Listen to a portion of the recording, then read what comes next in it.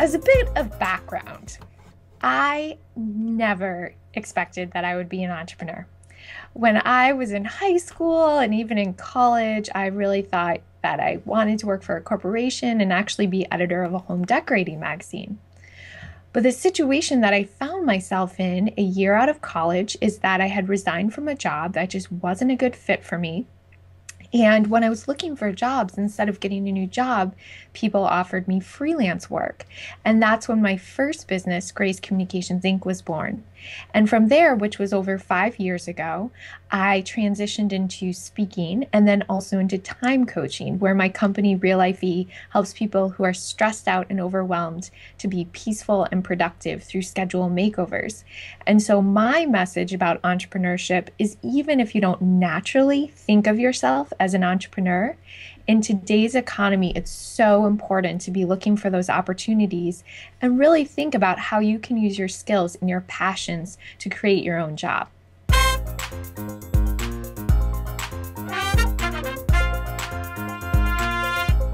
As an entrepreneur, like you said in the introduction, I truly live out what I talk about and have disciplined myself, my mind, my schedule, my routines, so that I can work 40 hours a week and have a full-time profitable business where I can work from anywhere in the world.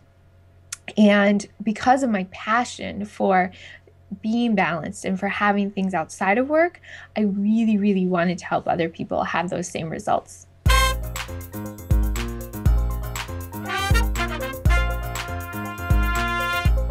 It was definitely a gradual process. My philosophy is to lean into risk. So where I'm at today has taken 2 years at least to develop. I've been doing it for over 2 years, so more like 2.5, and it's still developing and growing. So how it started out is just talking to people about the ideas. I was actually at Extreme Entrepreneurship Tour event, and we started talking about what I was passionate about, what I was good at. From there, I started talking to people and saying, do you think someone might want this? What would this look like? Then I started working with people in terms of trying things out. So like if you, Tanya, are trying to figure out you want to help people, you could get some volunteers to try to help with something. So, I helped family members or I helped friends with their time management and kind of saw what worked. And since they weren't paying me anything, I didn't feel too bad if it didn't work the first time. And then from there, I was like, ooh, this is working pretty well. I got testimonials and referrals.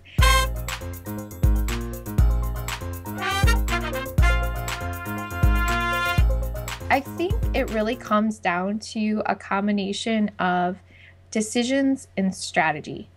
And so there's that's the two things of how I'm doing it. And then in terms of my 3-part model for myself and for others, it comes down to 3 things: priorities, expectations, and routines. So to start out with priorities, I regularly make decisions and reevaluate what are my priorities. And one of my top priorities is working about 40 hours a week. The reason that's one of my top priorities is not because I don't like to work. I actually really love working and love what I do.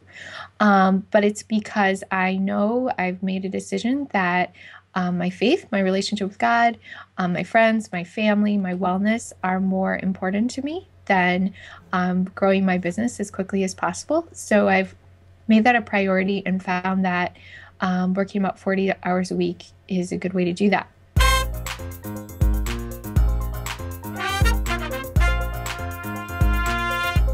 There's a lot of stuff you can't fully predict, especially if you're in an area where you're working on lots of new projects. So one way to get around that is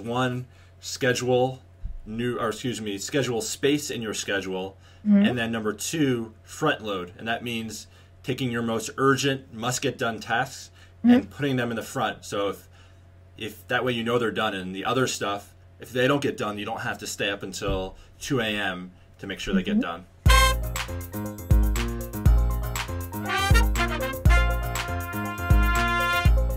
Sometimes people have trouble with planning or doing things because they don't want to stop themselves.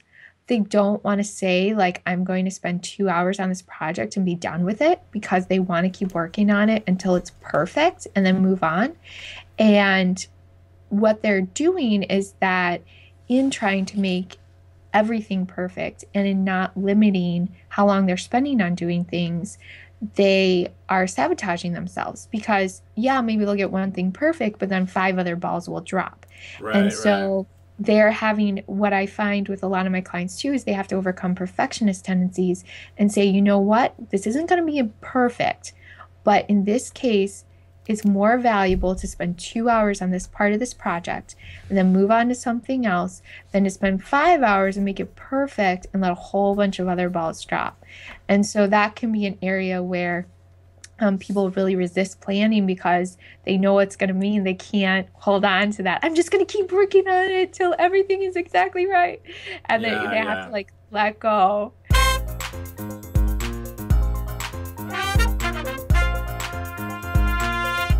Well, first of all, routines are like muscles, muscles in your brain. So when you first start doing weightlifting, it's really hard if you're someone like me, like even with 5 pounds. You're like, oh my goodness, this is so heavy. How do I handle this? And then after a few times you practice, it gets easier. And you can do 10 pounds, you can do 15 pounds, you can build up. It's the same thing with routines. So that's a big part of why I have my clients work with me for at least 3 months.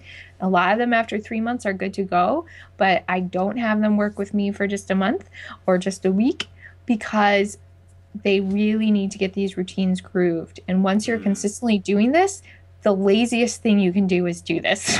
Like you don't want to think about anything else you want to do in the morning. You just want to do this.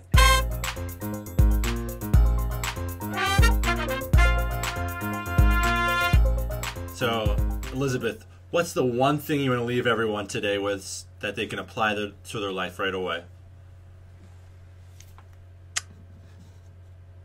Believe you can change. Believe that life can be radically different. That's the biggest thing. I just saw a quote recently by Theodore Roosevelt that said, believe you can and you're halfway there. So I want everyone to listen to this call, even my lovely INFPs that have the toughest time of everyone, to know that it is possible. You can change.